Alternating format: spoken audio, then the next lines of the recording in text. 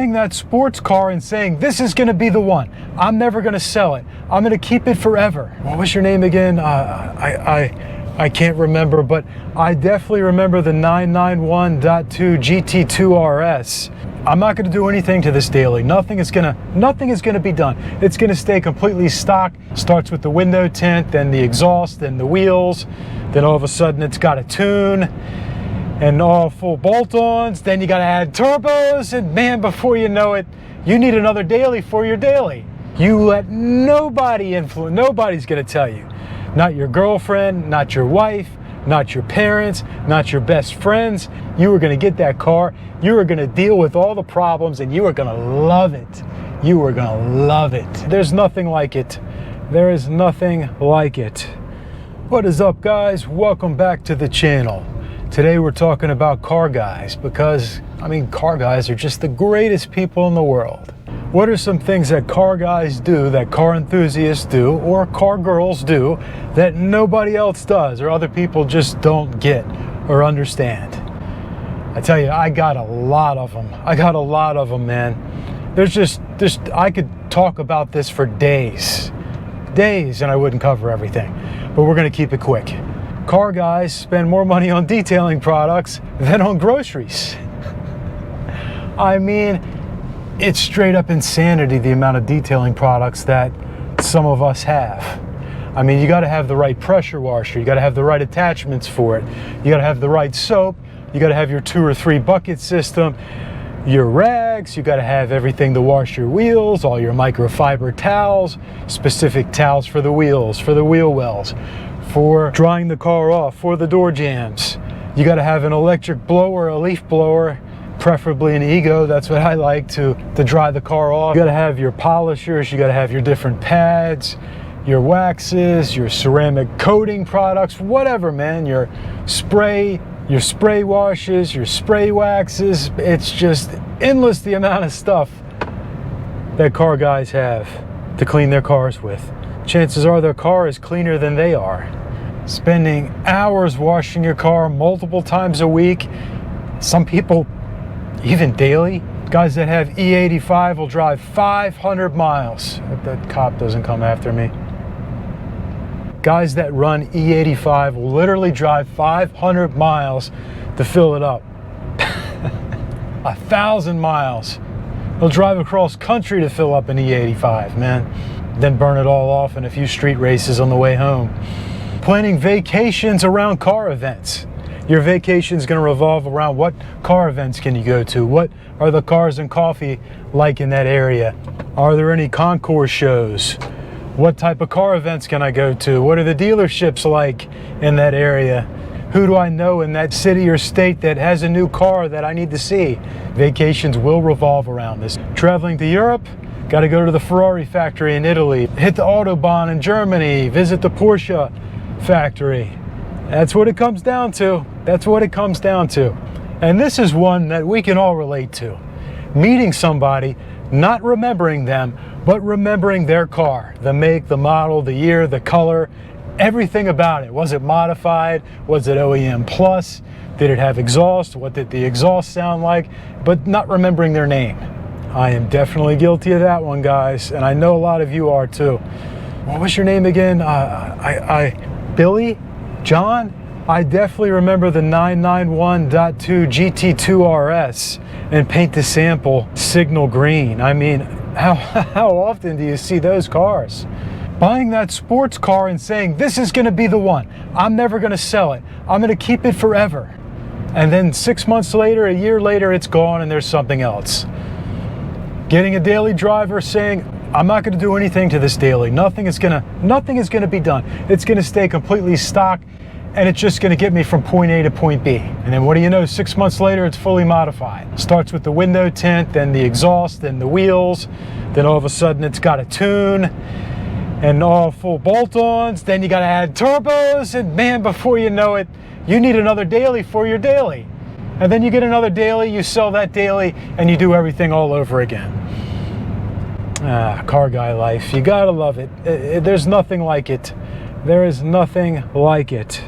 When you find out somebody gets a new car, you ask them if it's a stick shift. You immediately ask, is it a stick? Is it a manual? Even if it's a car that doesn't come in a manual, and you're fully well aware of that, but you want to ask, especially if it's a sports car, is it a manual? Is it a stick? Oh, is it gated? Is it a gated shifter? Especially if it's an exotic. Is it a Ferrari 360? Is it gated? Is it gated? Gated shifter, right? You got to get the, oh, it's an F1 gearbox? Okay. Why didn't you get the gated shifter?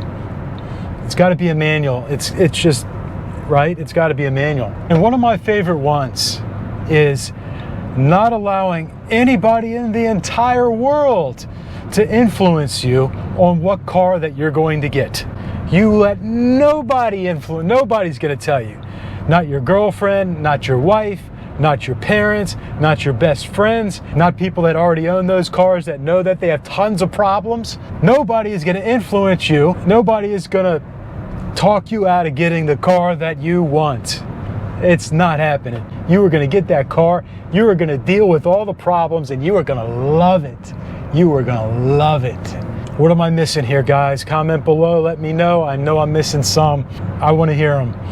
And what are some funny car stories that you have of car people doing wild things, you know, going the extreme lengths to get things done to their car or to make sure that they have what they want when it comes to their car. Multiple sets of wheels. You got to have an extra set of wheels for the winter, for your winter tires, which, I mean, that's a good thing, actually. It makes it easier rather than just swapping just tires. You just swap your wheels and tires and it's a lot easier if you live in a climate where you have cold winters. Driving around for hours looking for parking, looking for the best possible parking spot.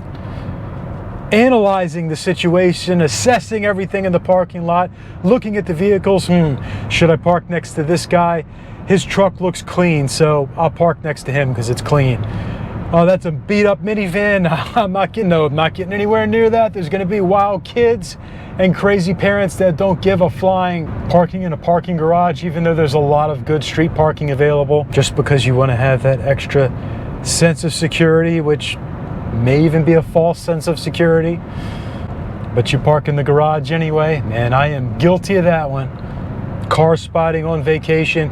You're on a vacation with your girlfriend or your wife and you decide to go out and film cars because there's a lot of cool cars in the area, and you're not spending any time with your girlfriend or wife because you're just obsessed with the cars that are around, and then you're getting to know some of the owners and some of the people, and before you know it, you're invited to a car event. You go to the car event and whoever you were traveling with doesn't want to talk to you anymore, doesn't want anything to do with you. Guys, you got to date a car girl. You got to date somebody that is in the cars.